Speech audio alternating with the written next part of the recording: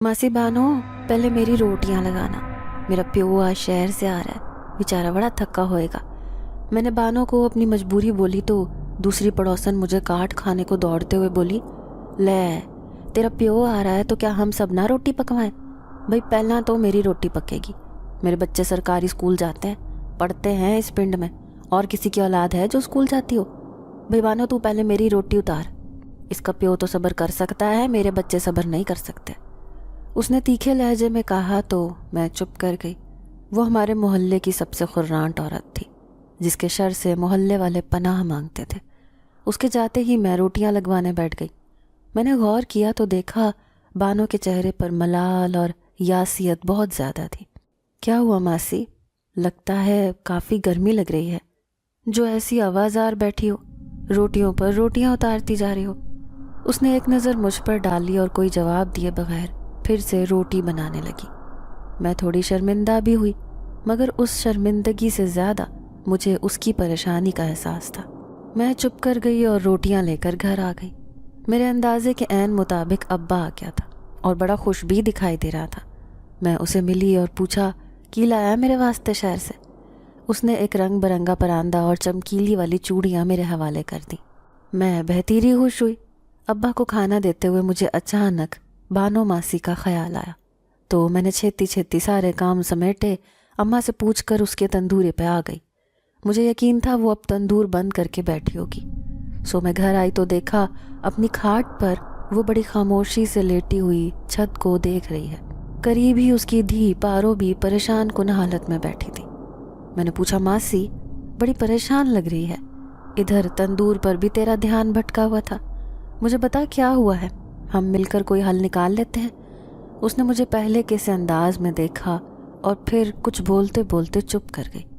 मैं जो उसके बोलने का इंतज़ार कर रही थी, बड़ा अजीब लगा मुझे। मैं उसके करीब आ बैठी, नरमी से बोलना शुरू किया, देख मासी, मैं तो पड़ोसन हूँ, मुझे बता जो मसला भी है, हो सकता है मेरे पास हल हो उस मसले का, तू बता बस। बानो ने मेरी तरफ देखा तो अचानक उसकी आंखों से आंसुओं की लड़ी बहने लगी। मेरे दिल को धचका सा लगा, पूरे जिस्म के बाल खड़े हो गए, ये सोचते हुए कि आखिर बानो क्यों इतनी परेशान है। हम सब मोहल्ले वालों से उसे हमेशा ही लड़कर बड़ी बहादुरी से हर दुख और वार का सामना करते देखा था। ऐसा तो कभी नहीं हुआ था कि बानो ढह जाए। मैंने उसके आंसू साफ किए, करीब होकर पूछा, देख मासी, अब तो तेरी कथा सुने बगैर मैं यहाँ से हिलूंगी नहीं। तू सुना जो तेरे दिल में है, बता क्या बात है, वरना मुझ नमानी को भी परेशानी रहनी है। वो धीरे से बोली, सलमा तू वेड़ा देख मेरा, मुझे तो अपनी धी की फिक्र रहती है। जवान जहान है, कल कला को कुछ हो जाए तो मैं गरीब किसके दरवाजे पर जाकर मातम करूँगी? मेरी तो किसी ने सुननी भी नहीं है। अब बता, मैं इस जवान छोरी को लेके किसके दर पर जाऊँ, किस दीवार के पीछे मुंह छुपाऊं फिरूं? है कोई हल तेरे पास? मुझे बानो की बातें बड़ी अजीब लगी। ऐसी बात उसने कभी भी नहीं की थी। पारो तो हमेशा से इसी घर में रहती थी, बल्कि उसकी 2 मजीद बहनें भी इसी घर में जवान हुई थीं। फिर अचानक बानो को ये अजीब सा ख्याल क्यों सताने लगा? वो क्यों बानो को छुपाने की बातें कर रही थी? कहीं कुछ हुआ तो नहीं था?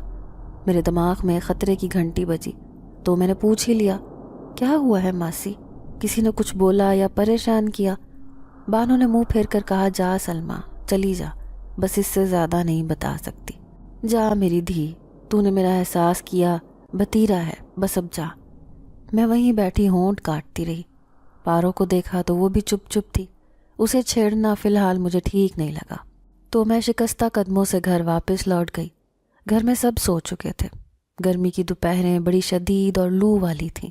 इस गर्मी में बाहर निकलना बड़ा जान जोखम का काम था। मैंने घड़े से लस्सी का गिलास निकाला और घटाघट पी गई। शायद नींद अच्छी आ जाए, मगर लेटने के बावजूद दिमाग में बानो और उसकी धी ही घूम रही थी। क्या हो सकता है? ये वो सवाल था जिसके मैंने आपो आप ही बड़े ज़्यादा जवाब घड़ लिए थे, मगर उनमें से सही वाला जवाब कौन सा था, इस बात का मुझे कोई अदराक नहीं था। शाम को उठी तब भी ढीली ढीली सी थी। अम्मा ने पूछा, क्या हुआ है, बानो के घर क्यों गई थी? तो मैंने कहा, पारो से मिलने गई थी बस। अगर मैं अम्मा को हकीकत बता देती تو وہ اگلے دن ہی پورے گاؤں میں وہ خبر نشر کر دیتی، اور ایک بات جو بانو نے مجھ پر اعتبار کر کے بتائی تھی وہ ہر گھر میں پہنچ جاتی۔ سو میں نے اپنی زبان کو بند ہی رکھا۔ شام کو صحن میں چارپائیاں بچھا کر پنکھا لگایا تو مجھے اچانک سے خیال آیا کیوں نہ میں چھت پر چلی جاؤں اور بانو کے گھر پر نظر رکھوں، مگر گھر والے مجھ پر شک کرتے کہ میں وہاں کیوں جا رہی ہوں۔ میں نے اپنی چھوٹی بہن سے کہا کہ تو کہے کہ مجھے گرمی لگ رہی ہے، نہ اماں سے چھت پر چڑھا جاتا ہے اوپر نہ ابا سے، تو پھر ہم دونوں سوئیں جا کر۔ وہ مان گئی اور رونا شروع کر دیا، مجھے گرمی لگ رہی ہے، میں نے چھت پر سونا ہے۔ اماں نے پہلے تو اسے ڈانٹا، مگر میں نے چھیتی سے کہا میں چلی جاتی ہوں، پتہ نہیں بچی کتنی تکلیف میں ہو۔ وہ مان گئی تو ہم دونوں چھت پر آ گئے۔ ہمارے گھر کے ساتھ ہی بانو کا گھر تھا، سو چھت سے ان کا گھر بڑا صاف نظر آ رہا تھا۔ میں اپنی چارپائی پر آ کر لیٹ گئی۔ میں وہاں آ تو گئی تھی مگر سمجھ نہیں آ رہا تھا میں کیا کروں، اب کیسے پتہ کروں کہ بانو کو ہوا کیا ہے، کہ اچانک سے اپنا وہی گھر بہت ہی غیر محفوظ لگنے لگا ہے جس میں پہلے بھی بانو کی 2 بیٹیاں جوان ہو کر بیاہی گئی تھیں، مگر اب پارو کی وجہ سے اسے کیوں دھڑکا لگا ہے۔ میں یہی سوچتے سوچتے سو گئی۔ آدھی رات کے وقت میری شور سے آنکھ کھل گئی۔ زیادہ شور تو نہیں تھا، بس ہلکی پھلکی کھٹ پٹ تھی۔ میں نے ارد گرد دیکھا مگر وہاں ایسا کچھ نہیں تھا جو شور کرے۔ اچانک سے میرے دماغ میں جھماکا ہوا تو میں جوتا پہنے بغیر چھت کے پردے کے پاس آئی تو دیکھا بانو کے گھر میں کوئی مرد کھڑا تھا۔ میرا تو دل دھک سے رہ گیا، یہ کون ہے؟ کیونکہ بانو تو بیوہ تھی، اس کے گھر میں مردوں کا کیا کام؟ کسی نے بھی دن کی روشنی میں کبھی بانو کے گھر کوئی مرد نہیں دیکھا تھا، تو پھر رات کے اندھیرے میں کیوں یہاں پر یہ بندہ کھڑا ہے؟ میں نے غور سے دیکھا تو بانو غصے میں اسے کچھ بول رہی تھی۔ سمجھ میں بات تو نہیں آ رہی تھی، مگر بانو کی اوپر نیچے ہوتی آواز سے مجھے اندازہ ہو گیا تھا۔ میں نے پارو کو دیکھا تو وہ بھی کمرے کے دروازے کے ساتھ لگی بیٹھی تھی۔ میں ابھی یہ سب دیکھ ہی رہی تھی جب بانو نے ایک ڈنڈا اٹھا لیا اور اس آدمی کی طرف اشارہ کر کے کچھ کہا جو اگلے 2 منٹ میں ہی وہاں سے جا چکا تھا۔ یہ تو کوئی اور ہی زبردستی والا معاملہ لگ رہا تھا۔ میں اب نیچے اس کے گھر بھی نہیں جا سکتی تھی، سو وہیں چھت کے پردے سے لٹکی ان کے گھر ہونے والی ہر کاروائی کو دیکھنے لگی۔ اس بندے کے جاتے ہی بانو آگے بڑھی اور پارو کو گلے سے لگا کر رونے لگی۔ وہ دونوں بہت شدید دکھی لگ رہی تھیں۔ اب مجھے کچھ سمجھ آ رہا تھا، وہ آدمی شاید بانو کو دھمکیاں دیتا تھا، مگر کیوں؟ اس بیچاری کے گھر کی تو 4 دیواری بھی نہیں ہے، پھر اس نے کس بات کی دھمکیاں دینی ہے؟ یہ سوچتے سوچتے مجھے صبح ہو گئی۔ اس کے بعد ایک مرتبہ بھی میری آنکھ نہیں لگی۔ صبح نیچے آ گئی۔ میری بہن تو بہت مزے سے سوئی، مگر میں بہت زیادہ الجھی ہوئی تھی۔ اماں نے پوچھا رات کو نیند ٹھیک آئی؟ میں نے اس بات میں سر ہلا دیا۔ میرا دل چاہ رہا تھا کہ بانو والی بات اماں کو بتاؤں، مگر پھر وہی خدشہ کہ کسی کے راز کو ایسے فاش کرنے کا کیا فائدہ۔ میں ناشتہ بنا کر محلے میں جانے کے بہانے بانو کے گھر آ گئی۔ بانو چارپائی اٹھا رہی تھی۔ مجھے دیکھ کر پوچھا خیر ہے سلمہ؟ میں نے بانو کی شکل کو دیکھا، وہاں صرف سنجیدگی تھی، ورنہ بانو ہمیشہ بہت خوش رہا کرتی تھی۔ میں نے پوچھا ماسی تندوری بالے گی آج؟ اس نے پہلے تو مجھے عجیب سی نظروں سے دیکھا، جیسے اسے میری ذہنی حالت پر شبہ ہو۔ میں نے اس سے یہ سوال اس لیے پوچھا کیونکہ بات کرنے کا کوئی بہانہ تلاش کرنا تھا، مگر بانو کے سپاٹ چہرے کے ساتھ دیے جواب نے مجھے بھونچکا کر رکھ دیا۔ نہیں، یک لفظی جواب دے کر وہ اپنی چارپائی اٹھا کر درخت کے نیچے رکھنے لگی۔ میں نے حیرت سے پوچھا ہیں کیا بول رہی ہے تو؟ ماسی خیر تو ہے؟ یہ میرے گناہ گار کن کی سن رہے ہیں؟ ماسی بانو کی تندوری نہیں بلے گی؟ وہ چپ رہی۔ میں سمجھ رہی تھی وہ ذہنی طور پر بہت زیادہ پریشان ہے، کیونکہ آج تک ایسا نہیں ہوا تھا کہ بانو نے بغیر بارش کے اپنی تندوری بند کی ہو۔ وہ ہر روز تندوری جلاتی تھی۔ اس غریب بیوہ کے پاس تندوری جلانے کے علاوہ سہارا ہی کیا تھا جسے بند کر کے وہ اپنے ہاتھ بالکل ہی خالی کر لیتی؟ میں نے پھر پوچھا ماسی رات کو خیر تھی؟ شور آ رہا تھا تیرے گھر سے۔ اس نے کاٹ کھانے والی نگاہوں سے میری طرف دیکھا، پھنکارتے ہوئے بولی شور میرے گھر سے آ رہا تھا تو یہ میرا مسئلہ ہے، میں اسے خود ہی حل کر لوں گی، تو اپنے گھروں سے دوسروں کے گھر جھانکنے کی ضرورت نہیں ہے۔ چل جا، اور تندوری نہیں بلنی آج، سمجھ رہی ہے؟ دوبارہ نہ کہوں میں۔ اس نے کبھی ایسے لہجے میں مجھ سے تو کیا کسی سے بھی بات نہیں کی تھی۔ میں تو وہاں سے تقریباً بھاگنے کے انداز میں باہر نکل آئی۔ گھر آئی تو اماں نے میری اڑی رنگت دیکھ کر وجہ پوچھی تو میں نے گرمی کا بہانہ کر دیا کہ ابھی صبح ہی سورج کی حرارت بہت زیادہ ہے۔ اماں اپنے کام میں مگن تھی تو اس نے میری بات پر زیادہ دھیان نہیں دیا۔ میں اس وقت تو ماسی بانو کے قصے پر مٹی ڈال دی، مگر رات کو پھر بہن کے ساتھ چھت پر آ گئی۔ پتہ نہیں کیوں میرے دل میں بانو کے لیے بہت زیادہ رحم آ چکا تھا۔ شاید رب یہ چاہتا تھا کہ بانو کی مدد کا وسیلہ میں بنوں، تبھی اس نے میرے دل میں ان کے گھر آنے کے لیے ہمدردی اور بے چینی ڈال دی تھی۔ میں نے دیکھا رات کو میرا سانس بند ہو گیا۔ میں چارپائی سے اٹھ کر ٹہلنے لگی۔ ٹہلتے ٹہلتے میری نظر پردے کے نیچے بانو کے گھر پر پڑی۔ بانو جاگ رہی تھی، اس کی بیٹی کھاٹ پر پڑی سو رہی تھی، جبکہ وہ بے چینی سے ٹہل رہی تھی۔ بار بار ٹوٹی دیوار سے گلی کی طرف جھانکتی۔ ایک مرتبہ گلی سے کوئی مرد گزرا تو اس نے فٹافٹ اپنی بیٹی کے اوپر بھاری کمبل اوڑھ دیا اور خود وہیں دبک کر بیٹھ گئی۔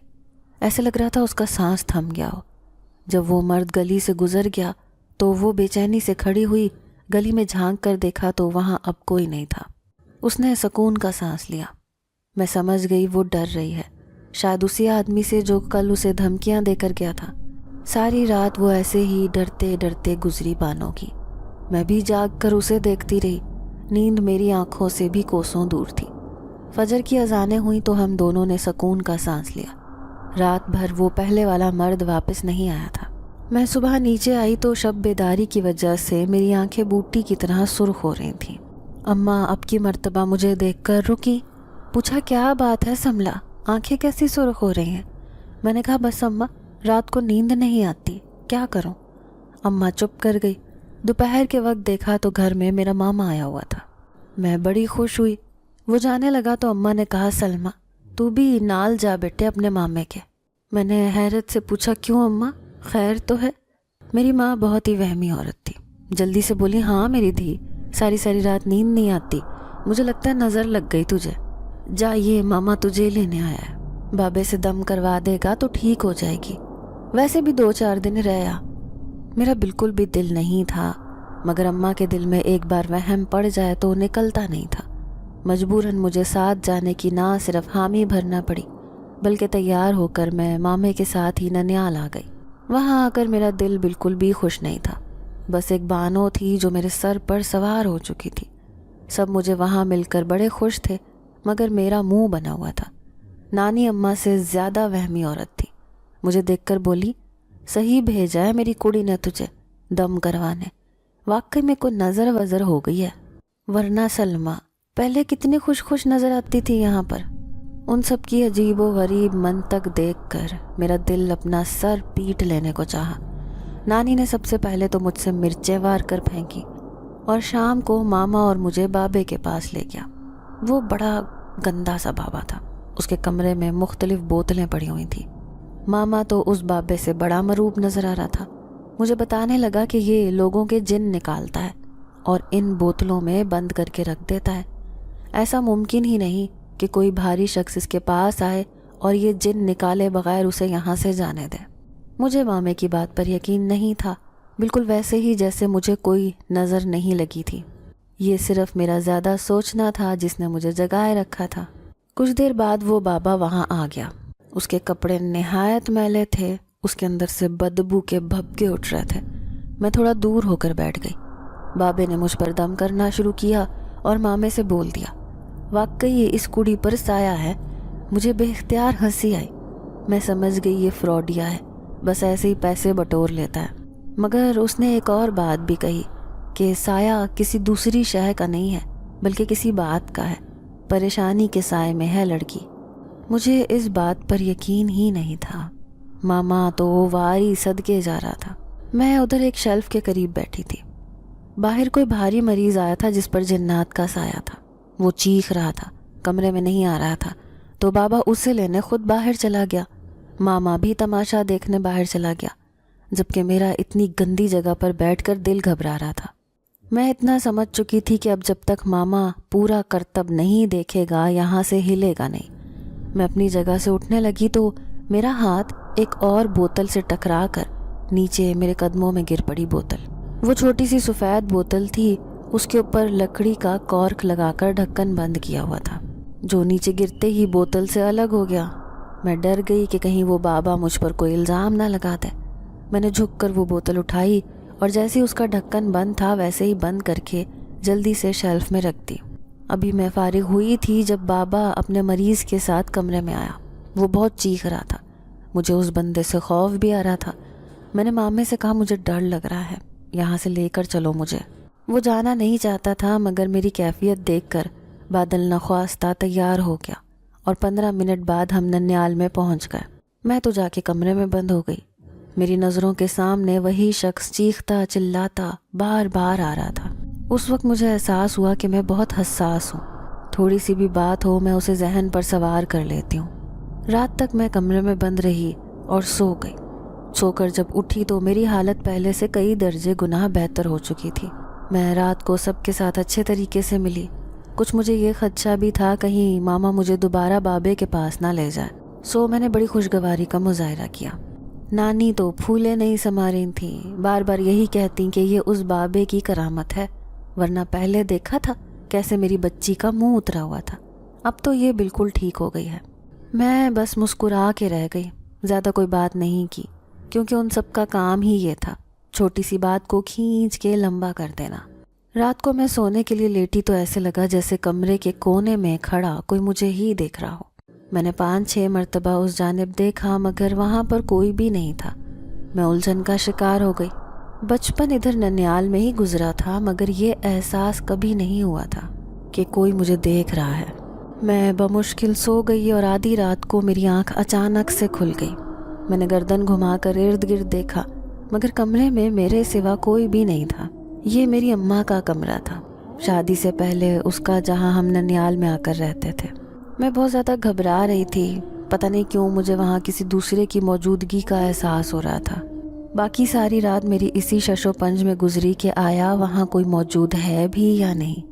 فجر کے وقت میری آنکھ کھلی تو مجھے ایک بہت عجیب و غریب خواب آیا، جیسے میرے ساتھ کوئی کالا سا سایہ ہے اور میں اس سے ڈر کر جتنا بھاگتی ہوں وہ اتنا ہی میرے قریب ہونے کی کوشش کرتا ہے۔ پھر ایک جگہ میں دلہن کا جوڑا پہنے بیٹھی تھی۔ بس کچھ ہی دیر بعد میری آنکھ کھل گئی۔ میں نے قبول کر لیا کہ یہ سب کچھ جو مجھے محسوس ہو رہا ہے اس بابے کے پاس جانے کی وجہ سے ہی ہے۔ شاید اس کمرے اور جنات کا خناس میرے دماغ میں بھر گیا ہے اور وہی میرے ذہن پر حاوی ہو چکا ہے۔ میں کمرے سے باہر جانے لگی تو دیکھا میرے بستر کے قریب ایک گلاب کا پھول گرا پڑا ہے۔ وہ پھول ایک دم سے تازہ تھا۔ میں نے حیرانی سے وہ اٹھایا مگر پھر وہیں واپس رکھ دیا۔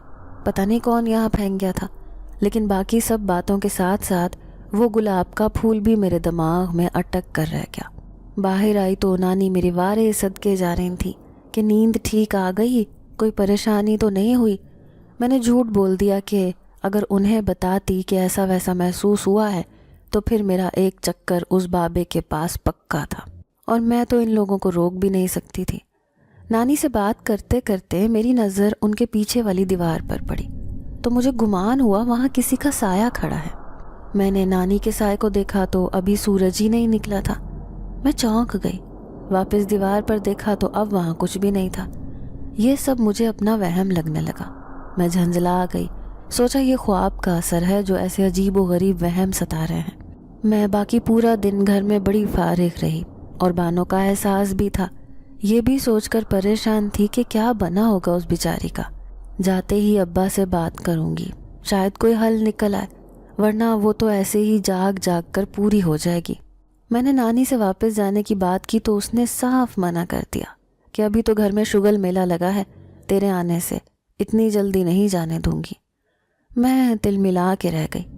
شام کے کھانے کے بعد ماما مجھے کھیت گھمانے باہر لایا تو میں کچھ کہے بغیر ساتھ چل دی۔ ایک جگہ پر مجھے کھیت ہلتے ہوئے دکھائی دیے جیسے یہاں پر کوئی موجود ہو۔ میں نے مامے سے کہا تو وہ بولا کوئی گیدڑ ہوگا۔ میں مطمئن ہو گئی، لیکن اگلے ہی لمحے اسی جگہ سے کوئی انسان کالا لباس پہنے کھیتوں سے باہر نکل کر بھاگا اور دوسرے کھیت میں داخل ہو گیا۔ اس کی رفتار اتنی تیز تھی کہ میں صرف ایک مرتبہ ہی پلکیں جھپک سکی اور دوسرے لمحے وہ وہاں سے غائب ہو گیا۔ میں نے مامے سے کہا یہ کون تھا، مگر اس نے وہ شخص نہیں دیکھا تھا۔ یہ پہلی مرتبہ تھا جب میرا دل واقعی میں ڈرا تھا، جیسے کوئی ہر وقت میرے پیچھے ہو، شاید کوئی سایہ۔ میں نے مامی سے بولا کہ بس مجھے گھر ہی جانا ہے۔ وہ حیران ہوا کہ ابھی تو ہم آئے ہیں، مگر اچانک ہی میرا جسم گرم ہونا شروع ہو گیا، جیسے اندر آگ لگ گئی ہو۔ میں نے مامی کی بات پر کوئی دھیان نہیں دیا اور چپ چاپ گھر کی طرف چل پڑی۔ چلتے چلتے جسم گرم ہونے کے علاوہ جسم کانپنے بھی لگا تھا۔ میں پیر کہیں رکھتی اور پڑتا کہیں اور تھا۔ گھر پہنچنے سے پہلے دروازے پر ہی اچانک سر کو غبار چڑھا اور میں وہیں راہ میں گر کر بے ہوش ہو گئی۔ جب مجھے ہوش آیا تو میں اپنے کمرے میں تھی۔ نانی میرے قریب بیٹھی مسلسل پڑھ پڑھ کر کچھ پھونک رہی تھی۔ میرے اٹھتے ہی وہ جلدی سے مجھ پر جھکیں، بولی بچی کیوں دم دے بیٹھی ہے؟ طبیعت تو ٹھیک ہے نا کڑیے تیری؟ میں نے اس بات میں سر ہلایا تو وہ مامے سے بولی بس اب ہوش آ گیا ہے اسے، لے کر جا بابے کے پاس۔ مجھے لگتا ہے نظر ابھی اتری نہیں ہے، دیر نہ کر، چل اٹھ سلمہ جا مامے کے ساتھ، ابھی ٹھیک ہو جائے گی۔ میرا دل گھبرانے لگا، بار بار بابے کے کمرے کا گندا سا منظر میری نگاہوں کے سامنے گھومنے لگا۔ میں نے منع کر دیا کہ مجھے کسی بابے کے پاس نہیں جانا، بس کمزوری ہے، میں ٹھیک ہو جاؤں گی۔ مگر نانی کو میری بات کا یقین نہیں تھا، وہ ہر حال میں مجھے ادھر بھیجنا چاہتی تھی۔ شاید میں مان جاتی، مگر اسی وقت میرے اندر غصے کا ابال اٹھا اور اپنی فطرت کے مخالف جا کر میں نے چیختے ہوئے کہا نہیں جانا، مجھے اکیلا چھوڑ دو، میں صبح تک ٹھیک ہو جاؤں گی۔ کچھ کھایا نہیں تھا تو بے ہوش ہو گئی۔ نانی اور ماما ڈرے سہمے سے مجھے تکنے لگے، جبکہ میرے کانوں سے اب دھوئیں نکل رہے تھے۔ بالآخر میں نے نانی کے سامنے ہاتھ جوڑ دیے اور کہا کہ ویخ نانی، اگر اس بابے کے پاس بھیجا تو میں یہاں سے چلی جاؤں گی اور گھر بھی نہیں جاؤں گی۔ کچھ نہیں ہوا ہے، ٹھیک ہوں میں، بس آرام کرنے دے مجھے۔ وہ مجھے دلاسا دیتے ہوئے بولی اچھا ٹھیک ہے، پھر میں تیرے پاس لیٹ جاتی ہوں کڑیے، اتنا تو برداشت کر لے گی نا۔ میں چپ کر گئی اور ماما پریشان کن انداز میں کمرے سے باہر چلا گیا۔ نانی اپنی چارپائی پر لیٹے چپ چاپ تسبیحات وغیرہ پڑھ کر مجھ پر پھونک مار رہی تھی، جبکہ میں بستر پر یک ٹک نگاہیں چھت کی طرف جمائے ہوئے تھی۔ مجھے احساس ہوا کہ یہ جو ابھی مجھے غصہ آیا اور جو کچھ میں نے کہا، اس سب میں میری کوئی مرضی شامل نہیں تھی۔ یہ سب کچھ زبردستی تھا، جیسے کسی نے مجھ سے کروایا ہو اور مجھے پتہ بھی نہ چلا ہو۔ میں نے نانی کو دیکھا تو وہ آنکھیں بند کیے لیٹی تھیں۔ میں نے گردن موڑ کر کمرے کے مخصوص کونے کی طرف دیکھا تو دھک سے رہ گئی۔ اس کونے سے 2 لال انگارے جلتے ہوئے مجھے نظر آ رہے تھے، جن کی مشابہت بالکل آنکھوں جیسی تھی۔ میں ڈر گئی۔ نانی کو دیکھا تو وہ بھی سو چکی تھی۔ میں بستر سے اٹھی اور ہمت کرتے ہوئے اس کونے میں آئی تو دیکھا وہاں اب کچھ نہیں تھا۔ میں نے ہاتھ آگے بڑھایا تو خالی جگہ کے باوجود یہ احساس بہت شدید تھا کہ میرا ہاتھ کسی چیز سے ٹکرایا ہے، جبکہ وہاں کچھ بھی نہیں تھا۔ میں نے ڈرتے ڈرتے دوبارہ ہاتھ اسی جگہ کیا تو کسی نے زور سے میری کلائی تھام لی اور میں نے گھبراہٹ کے مارے آنکھیں بند کر کے کھولی تو میں اپنے بستر پر تھی، جیسے کسی گہرے اور خوفناک خواب سے اٹھی ہوں۔ نانی ہنوز سوئی ہوئی تھی، جبکہ میرا جسم پسینے میں تتر بتر ہو رہا تھا۔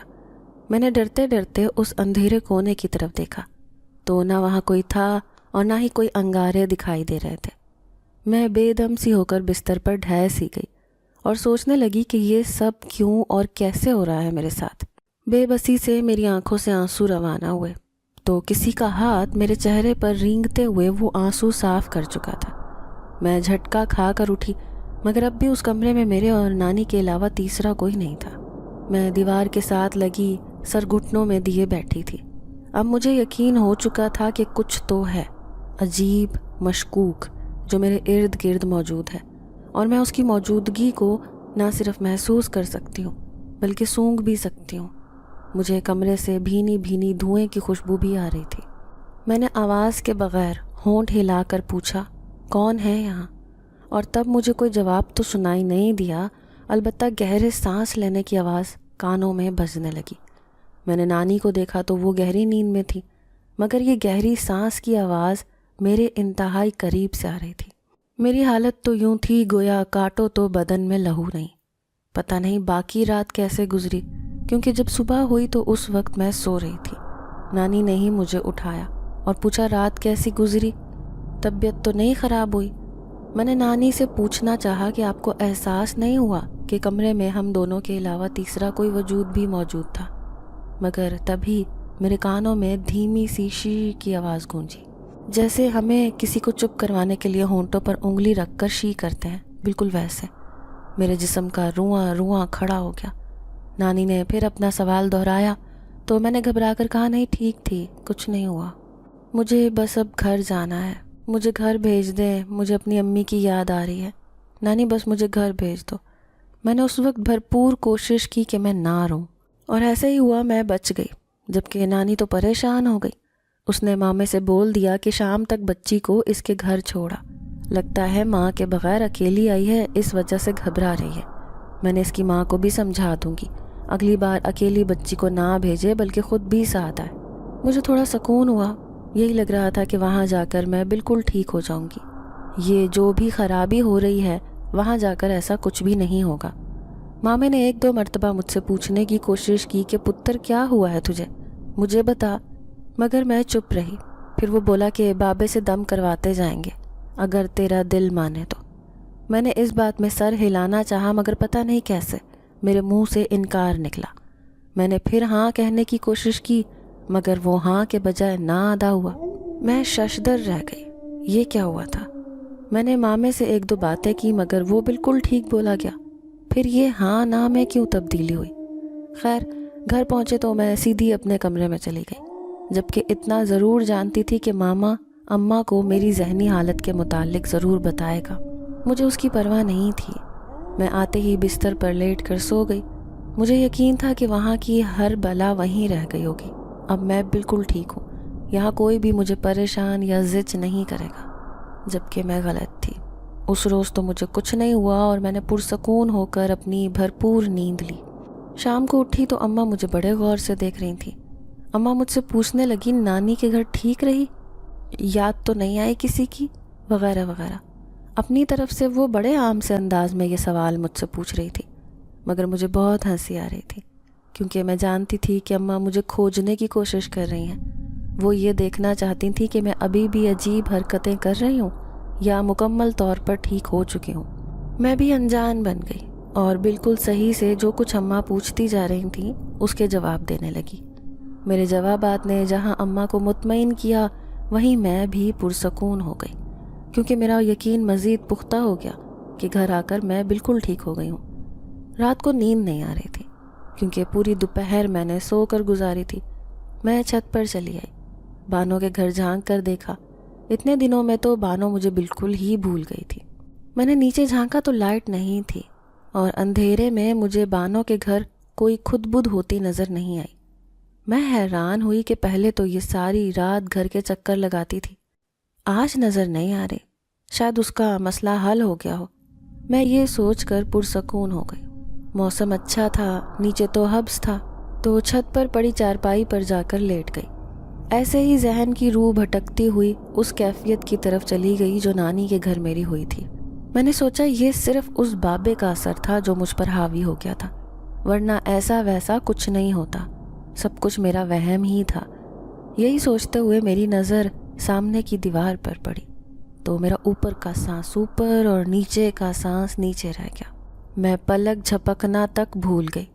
سامنے ایک شخص کالے لباس میں کھڑا ہوا تھا۔ اس نے اپنا چہرہ بھی لباس میں چھپایا ہوا تھا، جیسے ایک لمبا سا لبادہ وہ سر سے لے کر پیروں تک پہنا ہوا ہو۔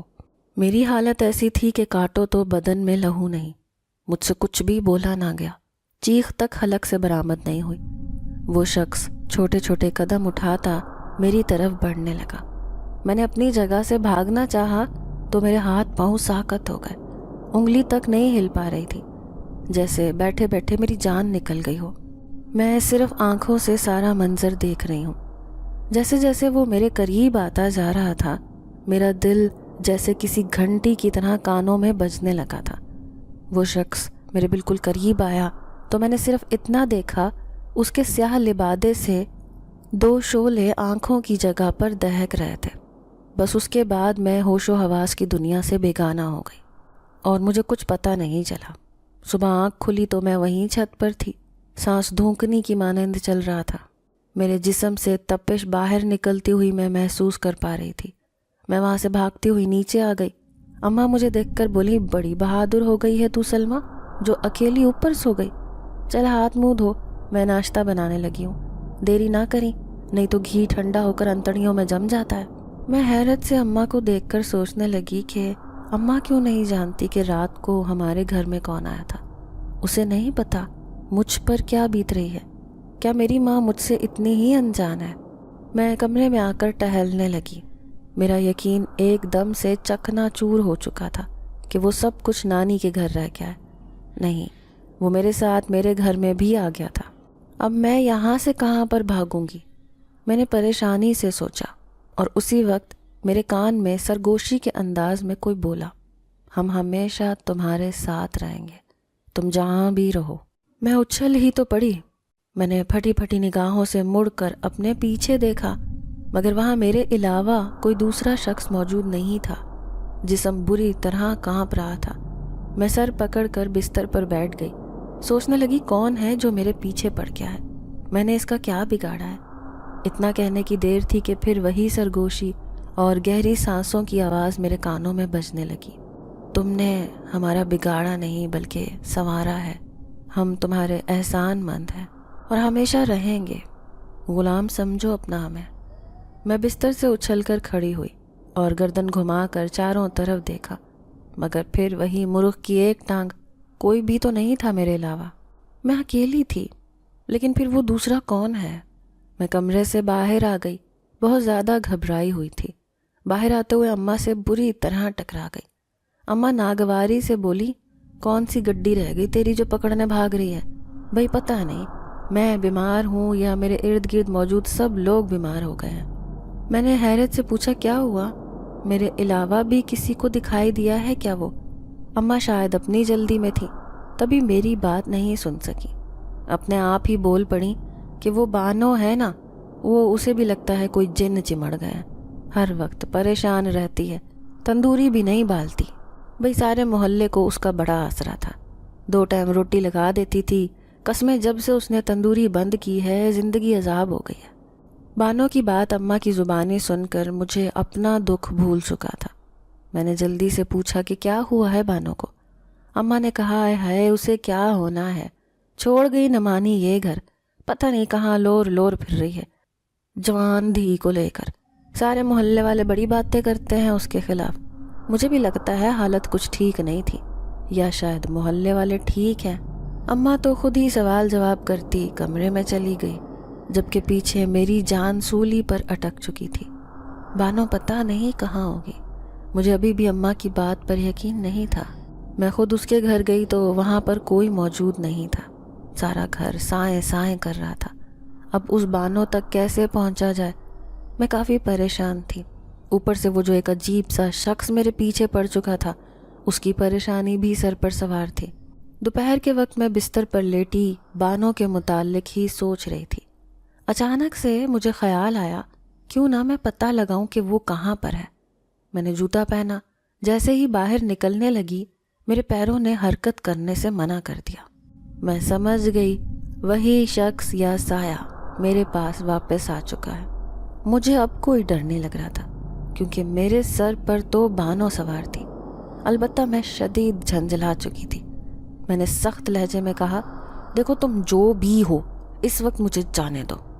एक नई सरगोशी उभरी, हुक्म करो, हम तुम्हारे गुलाम हैं, तुम जहाँ भी जाना चाहो। मैंने कहा, यही हुक्म है, मुझे जाने दो, मुझे मत रोको। और अगले ही लम्हे मैं बिल्कुल ठीक हो चुकी थी। मेरे चेहरे पर एक हल्की सी मुस्कुराहट आई, जिसे मैंने बमुश्किल जब्त किया और घर से बाहर आ गई। अब ये परेशानी थी कि किससे पूछूं कि वो कहाँ गई है। 1-2 घरों में गई और बातों बातों में पूछने की कोशिश की, मगर कोई भी नहीं जानता था। मैं मायूसी से वहाँ से वापस आ रही थी तो यही सोचती जा रही थी कि अब शायद मैं बानो के घर कभी भी ना जा सकूं। पता नहीं बेचारी को क्या मसला था जो वो ऐसी परेशानी की हालत में थी।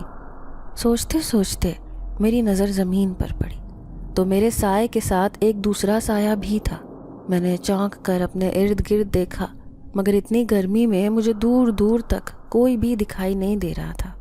मैं समझ गई कि ये वही है। मेरे सर में शदीद दर्द शुरू हो गया। वो मेरे लिए वबाले जान बन चुका था, मगर था कौन ये मैं अभी भी नहीं जानती थी। پھر وہی سرگوشی، کیا تم بانو کے گھر جانا چاہتی ہو؟ میں چپ رہی، مجھے اس پر غصہ آ رہا تھا، کیسے کوئی کسی کو بے بس کر سکتا ہے۔ میں چپ رہی تو وہ پھر سے بولا، اپنی آنکھیں بند کرو۔ میں نے سر جھٹک دیا، مجھے کوئی ضرورت نہیں تھی آنکھیں بند کرنے کی۔ یہ سوچ کر میرے چلنے کی رفتار پہلے سے بہت زیادہ ہو چکی تھی، پھر پتہ نہیں کیسے میری آنکھیں خود بخود بند ہو گئیں۔ میں نے پورا زور لگا کر آنکھیں کھولیں تو میری حیرت کی انتہا نہ رہی۔ میں جس گلی میں تھی اب یہ وہ جگہ نہیں تھی، بہت ہی مختلف جگہ تھی۔ ارد گرد جھگیاں لگی ہوئی تھیں۔ میں حیرانی سے سر گھما کر یہ منظر دیکھنے میں مگن تھی، جب ایک جھگی کے باہر مجھے بانو کھڑی دکھائی دی۔ میں بھاگ کر اس کے پاس گئی تو پہلے تو وہ بھی مجھے حیرت کے عالم میں کھڑی دیکھتی رہی۔ میں نے آگے بڑھ کر اسے گلے لگایا تو وہ بھی رو دی۔ ہم کافی دیر گلے لگے رہے۔ وہ مجھے جھگی کے اندر لے گئی جہاں اس کی بیٹی پارو بستر پر لیٹی تھی، اس سے اٹھا نہیں جا رہا تھا۔ میں پارو سے ملی تو اس کی آنکھوں میں سے بھی پانی بہنے لگا۔ میں نیچے دری پر بیٹھی، بانو سے پوچھا، کیوں آ گئی تم ماسی وہ گھر چھوڑ کر؟ کم سے کم گھر تو تھا نا۔ اس جھگی کا کیا بھروسہ، اکیلی ماں بیٹی ہو، کوئی بھی مسئلہ ہو سکتا ہے، وہاں سب جانتے تو تھے نا۔ بانو نے نم آنکھیں صاف کرتے ہوئے کہا کہ اب کیا مسئلہ ہونا ہے، جتنے مسئلے تھے وہ آ کے بھی چلے گئے میری جند سے۔ اتنا کہہ کر وہ پھر سے پھوٹ پھوٹ کر رونے لگی۔ میں نے پوچھا، دیکھ ماسی، تو نے پہلے بھی مجھے کچھ نہیں بتایا تھا، جو پریشانی ہے کہہ ڈال، میں سنے بغیر ہلوں گی نہیں یہاں سے۔ چند لمحے تو وہ میرا چہرہ دیکھنے لگی، پھر دھیرے سے گویا ہوئی۔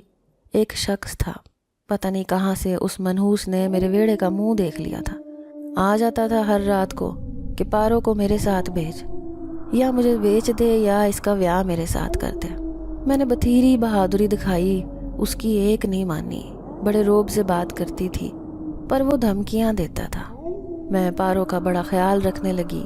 پھر اس دن جب تو پوچھنے آئی تھی اس رات غضب ہو گیا میری دھی کے ساتھ، وہ بدبخت اسے اٹھا کر لے گیا اور صبح کو واپس میری چوکھٹ پر پھینک گیا۔ مجھ پر تو دو قیامتیں ٹوٹ گئیں، ایک دھی کا غم، اوپر سے عزت جانے کا خدشہ۔ یہ جیسی حالت میں تھی، اسے ہسپتال لے جانے کے بجائے میں ادھر لے آئی، یہاں جھگی لگا لی۔ کم سے کم یہاں کوئی حقیقت تو نہیں جانتا نا، یا ہماری کہانی کو ایک زبان سے سن کر آگے پھیلانے کی کوشش نہیں کرے گا۔ مجھے بڑا رنج ہوا۔ کیا مطلب، غریب کی بیٹی بے مول ہوتی ہے جس کے ساتھ کچھ بھی چاہے کر لو۔ بانو نے مجھ سے وعدہ لیا کہ یہ بات کسی کو بھی مت بتانا، ورنہ میں جو اپنی دھی کو یہاں لیے چھپی بیٹھی ہوں سب غارت ہو جائے گا۔ میں بانو سے دوبارہ ملنے کا وعدہ کر کے اس کی جھگی سے چلی آئی۔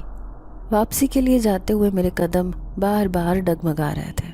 ایک تو میں یہ نہیں جانتی تھی کہ ہوں کہاں پر، دوسرا بانو کا دکھ میرے سر پر سوار تھا۔ چلتے چلتے میرے پیر میں موچ آ گئی اور میں وہیں ایک نہر کے کنارے پتھر پر ٹک کے بیٹھ گئی۔ مجھے کچھ سمجھ نہیں آ رہا تھا کہ اب کہاں جانا ہے یا کیا کرنا ہے۔ وہیں بیٹھے بیٹھے اچانک سے وہ شخص میرے ذہن میں آیا۔ ابھی میں اس کے متعلق سوچ ہی رہی تھی جب دوسرے پتھر پر ایک سایہ سا پڑنے لگا۔ اسے دیکھ کر میں سمجھ گئی کہ وہ میرے پاس واپس آ گیا ہے۔ زہ نصیب، ہمیں یاد کیا تم نے۔ وہی دھیما سا سرگوشی کا انداز۔ بے بسی سے میری آنکھوں سے آنسو بہنے لگے۔ مجھے نہیں پتا تھا میں کیوں رو رہی ہوں۔